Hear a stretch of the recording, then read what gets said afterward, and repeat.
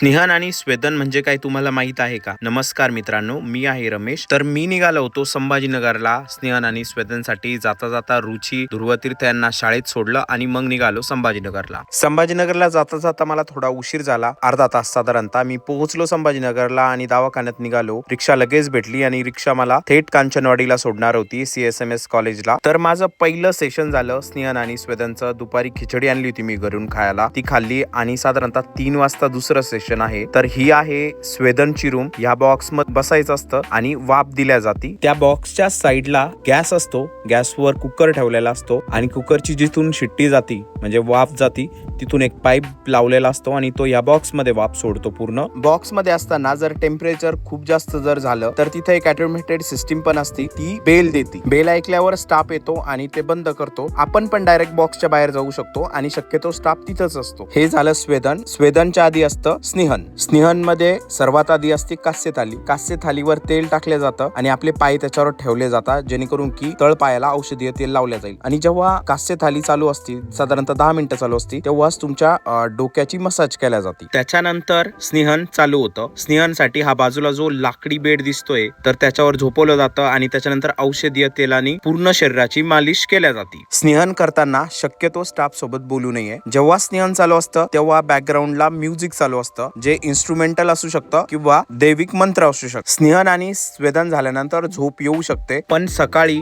Doctor न झोपण्याचा सल्ला देतात. माझं स्नेहन आणि स्वेदनचे 2 सेशन झाले होते आणि मी रात्री रिलेटिव्हच्या इथं मुक्कामाला थांबलो होतो. आता मी नेक्स्ट व्हिडिओ मध्ये तुम्हाला वमनची पूर्ण प्रक्रिया सांगेल. व्हिडिओ आवडला असेल तर चॅनलला सबस्क्राईब करा. इंस्टाग्राम वर बघत असेल तर पेजला फॉलो करा.